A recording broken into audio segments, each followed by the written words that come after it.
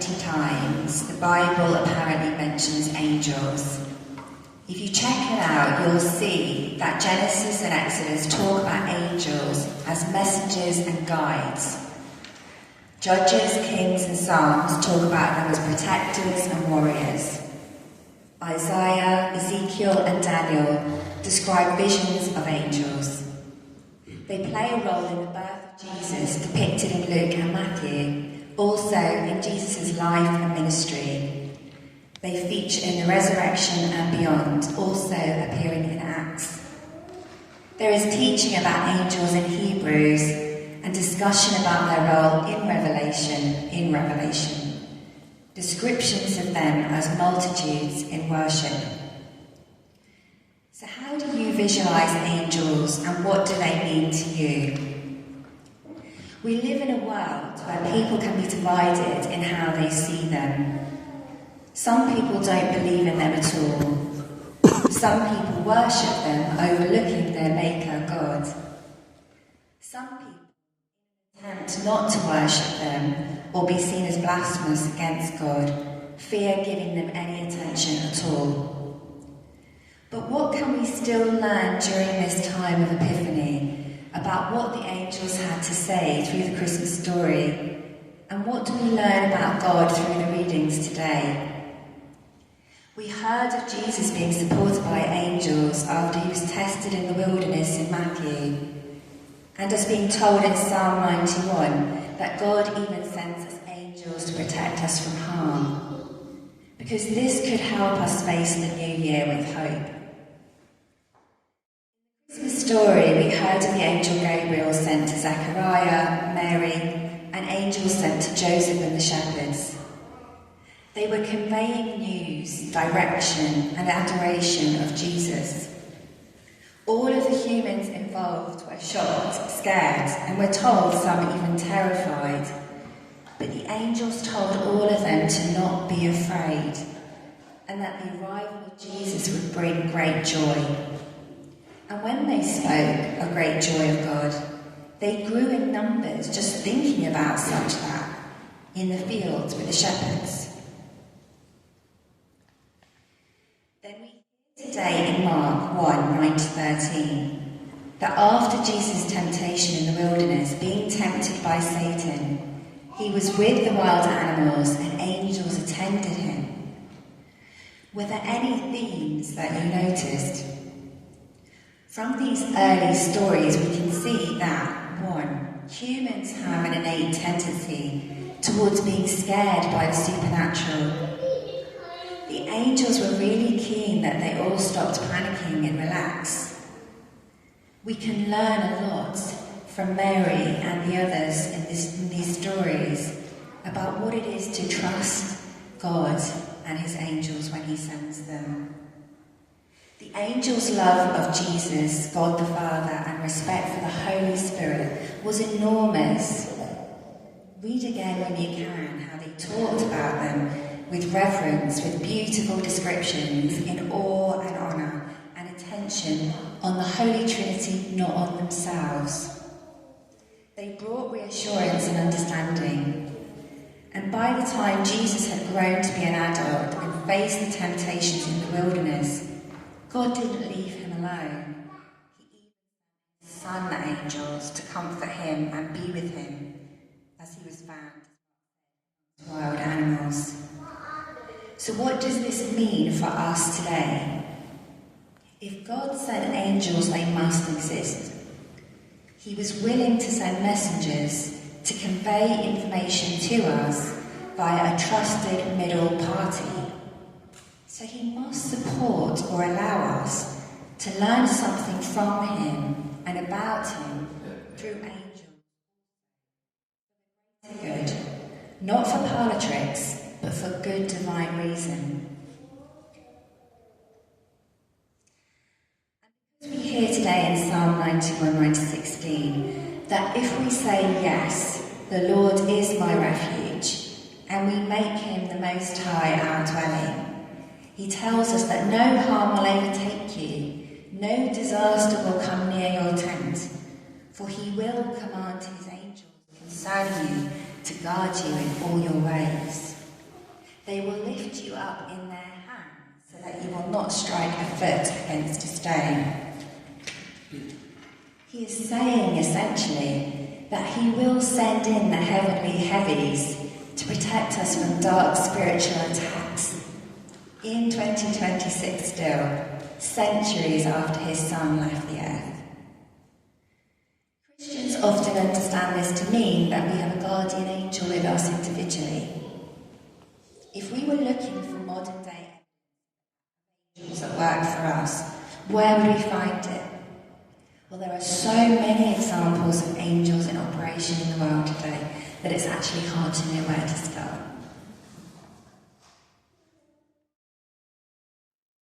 I heard of a story of a woman who was on her way to work. She ran into her usual coffee shop early one morning and joined the queue to order her cappuccino.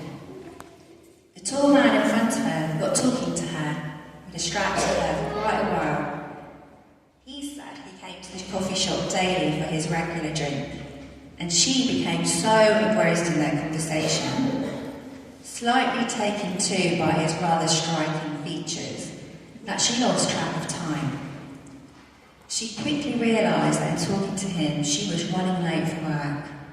She paid for her coffee and said goodbye. As she turned, she heard the noise of the Twin Towers being struck. She never got to work in time in the Twin Towers, but it saved her life. She returned the next day to the coffee shop to thank him. He wasn't there. She asked the baristas who he was and what sort of time he would often attend as a regular, like he said. They said they'd never seen him before, he wasn't a regular, and they never saw him again. But she always believed from that day forth that he was sent as an angel by God to delay her going to work, and it changed how she felt about God and angels after that. Hospitals across my career, I and many doctor and nurse colleagues have frequently encountered people mentioning seeing an angel at the foot of their beds when they're severely ill or close to the end of their life. This makes sense, doesn't it? As Hebrews 1:4 says, are not all angels ministering spirits sent to serve those who will inherit salvation?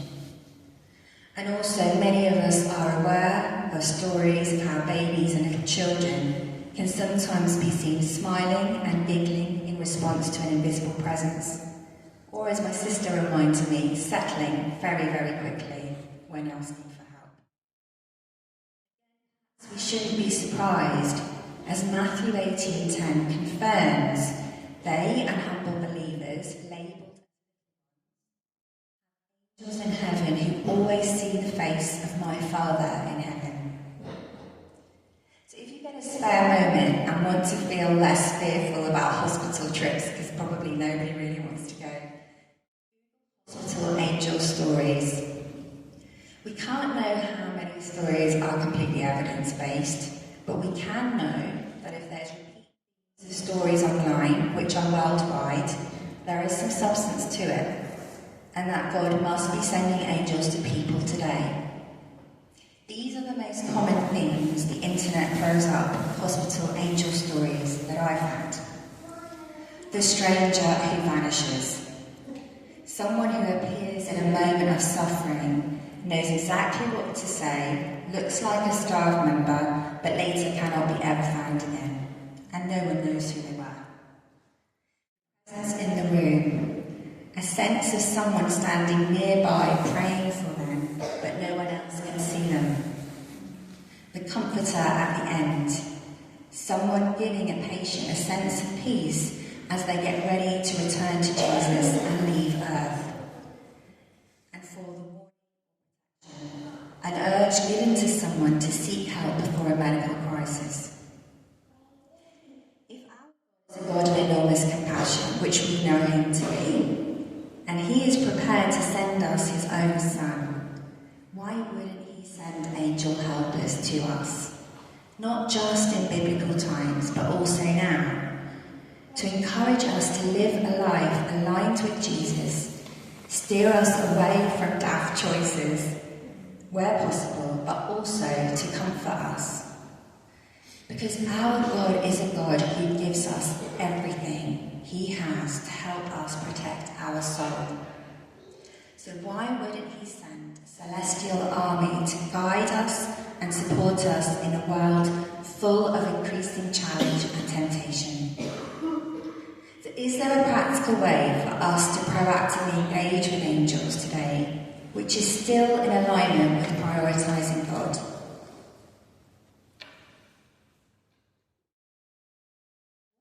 Instead of ignoring them, not believing in them, or going to the other extreme of worshipping them and not God, we do something radically different.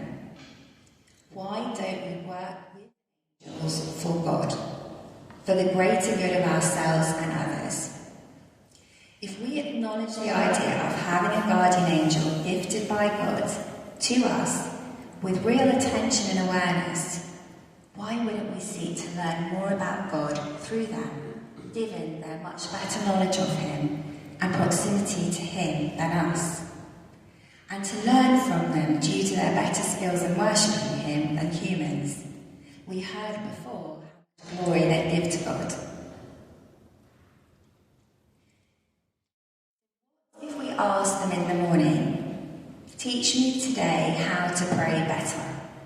Please show me a book or piece of worship music that could stir me or deepen my faith in God, and be open to all sorts of signs in the day. A random song, a word, picture, or conversation with another. When listening to worship music, I'm going to suggest something that might sound a bit weird, but believe me, if you do it, you won't regret it. How about inviting angels to fill our homes and join us in adoration of God, so we do it together? Imagining something like a celestial divine party to celebrate our living God with huge gusto. In the same way we go to so much effort in preparing a children's birthday party, why don't we ask the angels to be a guest at our party to celebrate God? Do we honestly think that angels who love and worship God and like congregating in multitudes, as explained in Revelation, would not want to join that? And do we honestly think that God would not be grateful that we arrange a spiritual party for him and give him our undivided joy and attention? And imagine how much our adoration would be amplified by doing this with angels. Something to celebrate together, our love of God. If you're sitting in prayer at home or in church and you suddenly get a distracting thought about dinner, could we instead say, God, remove distractions so I can focus on the Lord instead? Believe me, I've tried this. I've tried this because I can be very easily distracted, and it works really quickly every time.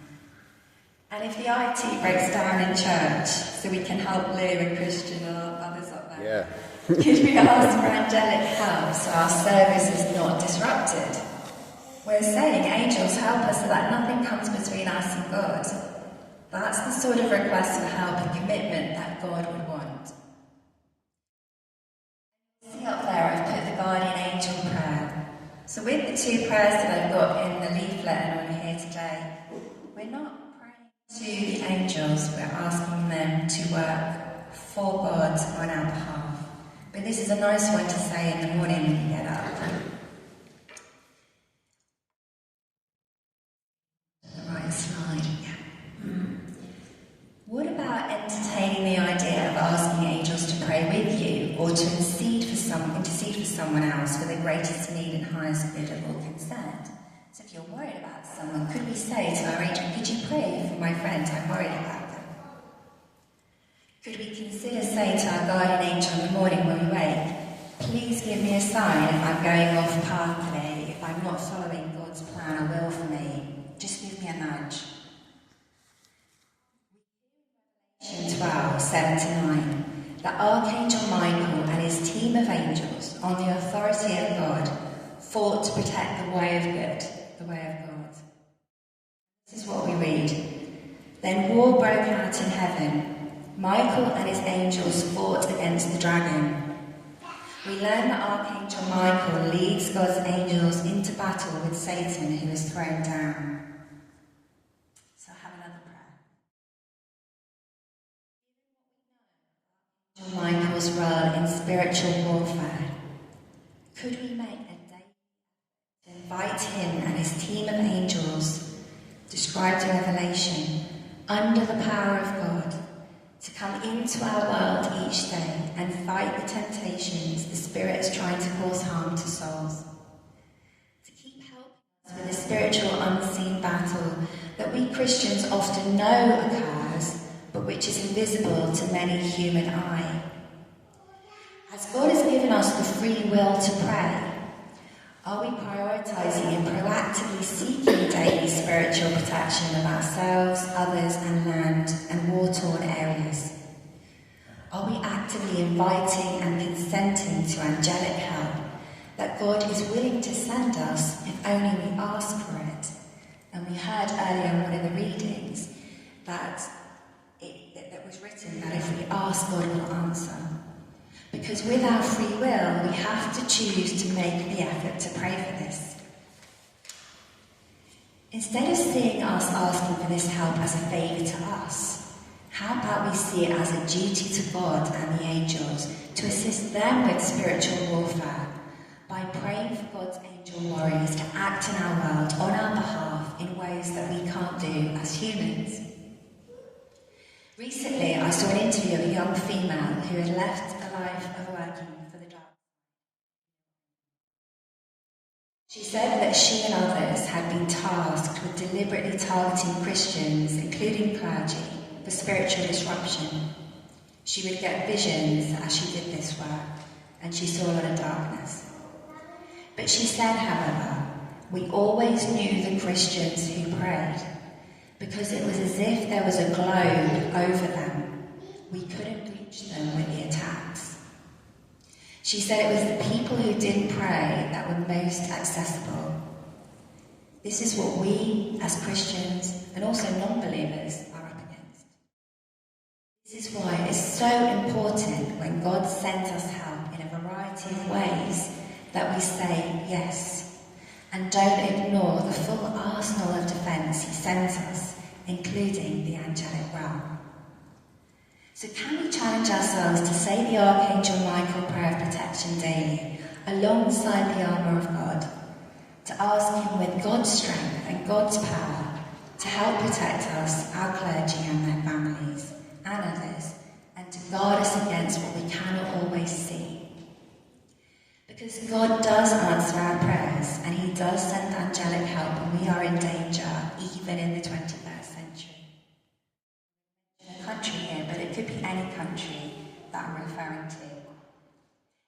In 2022, the major archbishop of one of the Ukrainian Christian churches shared that many people across the Ukraine have reported to him seeing luminous angels over the land. Is this a response to prayer? A message that, yes, God heard our prayers worldwide, in churches like our own, for vulnerable people. Yes, he sent help, and yes, he also made sure people saw wonders and signs that help was being given. Because seeing angels sent by God makes us feel safer, taken care of, and helped.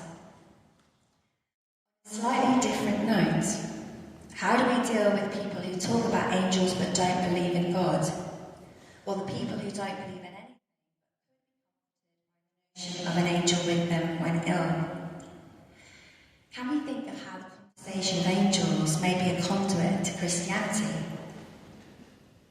A later dialogue of, and who do you think made the angels?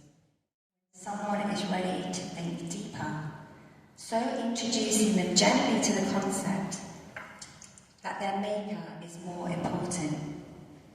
Rather than shutting someone down completely because it doesn't align with our ideas, could we instead view it as a potential gateway to talk about Jesus?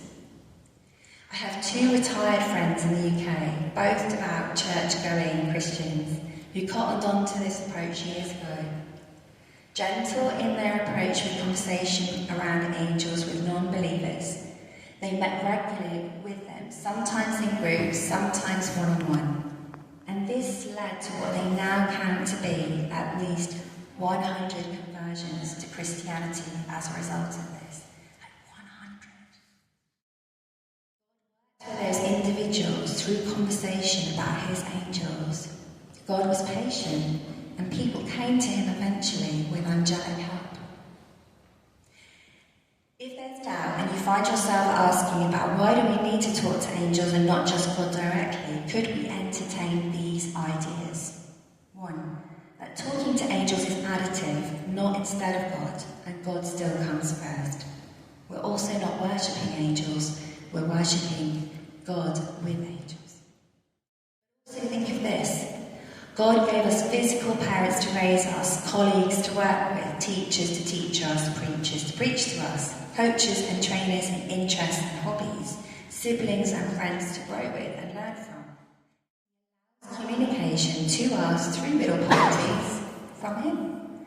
He doesn't do all the work single-handedly. He's the power behind it, but he is very creative about how he reaches us. He allows us to grow with others through trust in others. So why would it seem at all strange that he would send divine helpers to support our spiritual needs? We don't say no to anything else on that list, so why would we say no to this? And if God has gifted us angelic messengers, noted multiple times in the Bible, it kind of must be okay. There is a link already there, created divinely for us to work together and to hear from them.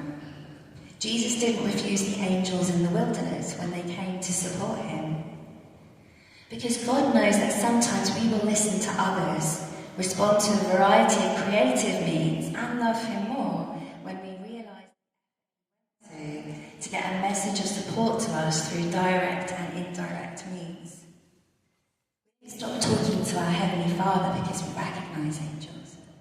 But just think about this example. If we want to fine-tune a skill, I'm thinking of myself here because I have a lot of fine-tuning to do. If we want to fine-tune a skill like learning to play the guitar in our church band, we might ask God to help us contribute well musically. But we don't sit at home with our guitar and expect him to rock up to the house with his guitar to teach us the chords. We hire a music teacher inspired by him, and this is how we can view our work with the angels too. So ultimately, what I'm wondering today is, if we could challenge ourselves to think differently about angels, we could learn from them about how to show more joy and reverence to God, how to live more like Jesus, and how to invite the Holy Spirit more into our work and daily lives. And if that seems difficult, we can start our connection with angels by seeking God's consent to do so. Lord, if it's your will, please can I learn from your guardian angel that you've given me today how to be a better person for you and how to love you more. Can they be a messenger to me and protector of me? For the beauty of the angels in all these stories is this, that God sends us a celestial presence to humans to help us in this school we call Earth. Isn't that the sign of a loving parent who sends a young child to school hand-held by an older, wiser companion? He's gifted us a guardian angel to watch over each of us on Earth and be with us every minute, every second of that day.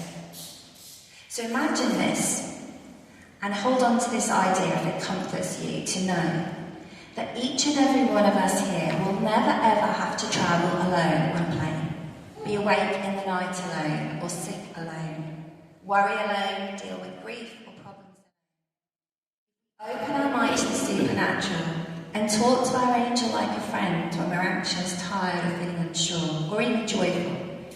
We will learn that they do respond to us through signs, sensations, images, in our mind or our environment, or words in our or through others. We just have to be open to how we receive it. We can see that there's so much more we can do for Jesus with them if only we allow ourselves. And there's so much more they can do to support us if only we'd ask. Times in life we need help, Someone we know may feel like they can help, but they may wait in the wings to be asked, so as not to intrude on our privacy. And we should see this the same way with angels, them waiting patiently for us to consent to their input. So as I finish today in my humble way, I'd like to add that my testimony is this. I know this all to be true. Working with the angels in the last few years has given me countless evidence of miracles led by God, under the power of God through them. I've been in rocky plains with terrible turbulence, with no end in sight, asking for help and instantly the plane righting. Barking dogs, slamming gates and falling tiles, i.e. the other night, in the middle of a bad storm, and just saying, please help, I think our new camper van is going to be completely safety more than anything else. And getting the calm just come in and the tempo just come down a notch. Challenging situations resolving, and as I say, I've tried out the party thing. It's really good fun. I can't begin to tell you what it's like. You have to experience it for yourself, but it is literally like the music becomes crisper, the house feels full, and there is so much peace and happiness with all focus on God with this invisible presence. Joy is catching, and it's hard to worship God without them anymore. So this is what I call the Song of Angels. None of these things would happen without accepting the love of God operating through them. But one thing is for sure, it's that life is better with them. And as I come to an end, can I please encourage you, like Mark, to enjoy these really beautiful paintings that Helen has done, but also to look at our beautiful stained glass window of the angels in adoration of Jesus, to inspire you to ask them to join you in worship at home and in church, and to picture that this is what it could look like if you can't visualise it easily. And as we sing in church, the remaining hymns today, consider asking your personal angel to raise their voice with yours in gratitude to our great Creator. You can do it in your head, and this is enough evidence. Consider it heard.